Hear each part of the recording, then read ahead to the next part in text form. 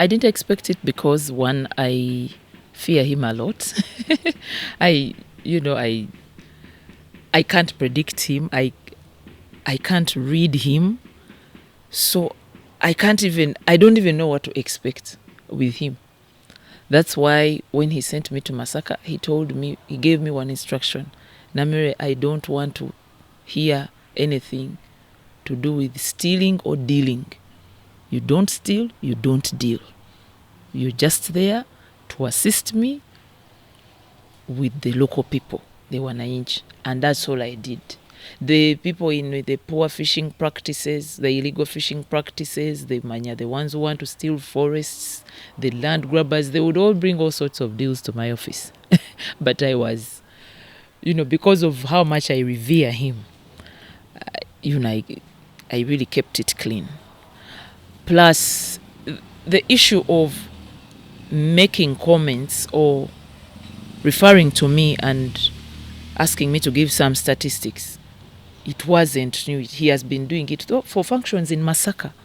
It wasn't more like national, but he would come to Kalangala, they tell him there was land grabbing here. We even reported to your senior presidential advisor, Namere. Then this one wanted to steal the land. This one had connived with the state attorney. So he would ask, what's happening here? On PDM, we would communicate a lot. Why are people stealing PDM? Why are these ones doing this? We would, there was a lot of reporting. Though, of course, he's somehow busy. So at times he would write like 5 letters. But eventually he would respond. Either the secretary, his secretary would tell you, Ajka Kande, that the president, this is the guidance he has given, or Honorable Babalanda, or he would call. So for me, when he was talking about me on the different platforms, I thought it is the usual instructions and waking up, the way he wakes us up, because that's what he has been doing when he comes to Masaka. Namere, what happened here? How did this end again? I sent people to Sangobe to do this and this. Did they finish it? He said, yes, Muzei, the team came and spent some time and they left, and this is what's going on. So for me, I thought it is the usual. Yes, it is the usual checking that he does. I didn't think that it signaled any appointment. I'm still in shock. There are so many brilliant members of parliament. Some have been former RDCs, some have been former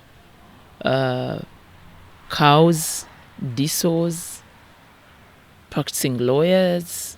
Some have NGOs that are doing serious work in the areas of jurisdiction. So it was very challenging. I still can't believe that, some are former ministers. We have members of parliament who are former cabinet ministers, but they came back as. So for me, I thought, appointments would go around that. So it was very challenging that I was one of the chosen ones. So I keep reminding myself to get ready, and I'm getting ready. It's very challenging because there's too many MPs that qualify to be ministers. We have former cabinet ministers who bounced back as MPs. We have MPs who own very effective NGOs, genuine non-government organizations, doing a lot of community-based projects in their areas that they represent in parliament. We have MPs who have been principal accountants in government, MPs who are former permanent secretaries, MPs who are practicing lawyers, MPs who are doctors, medics, and especially this parliament. It really has a great quality of members of parliament. So I didn't expect that even in my wildest dreams, and also considering Jordan has ever hosted me on UBC one-on-one. And we went through a whole list of hiccups political hiccups that I keep getting. People fighting me. These ones are saying this. These ones are giving false information. My elections were cheated. My primaries were like a battleground. Out of 201 villages, I had 199 villages, but declaring me was a tug of war. We have gone for the general election. We had to cry for President Museveni for justice. So I didn't think that after all those scars and wounds, coupled with a parliament that has too many people that qualify, I really didn't think that the president would choose me out of the many, especially for such a serious assignment as local government. But so I'm going to do my best to get myself ready. Now, the other day, yesterday, I got a message from the Undersecretary, Haji Khalifan, the Undersecretary of Ministry of Local Government, and another message from PS Ben Komomanya congratulating me. Now they're saying, our boss, congratulations. Now I'm used to going to PS Ben Komomanya's office. I have even never greeted him without kneeling. I go, I kneel down, I greet him. Says, stand up, you Baganda love kneeling.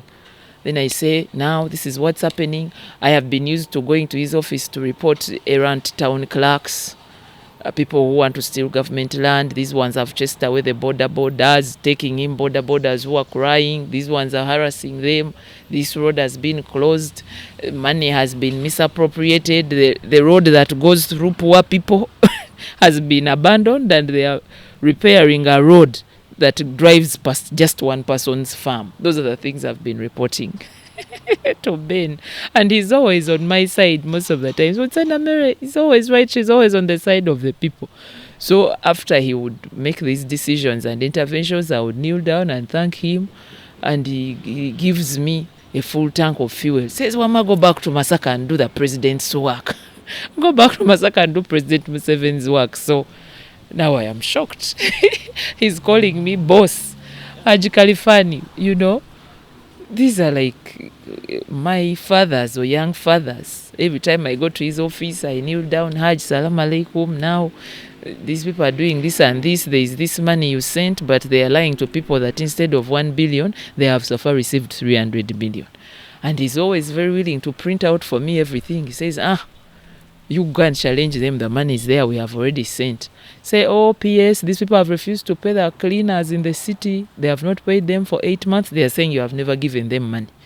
He says, no. We sent all the money, apart from the one of last month. Here is the proof. So I'm used to interacting with them at that level. Now I'm shocked that they are now saying, congratulations, our boss. So life is ironic. And President Museveni is interesting.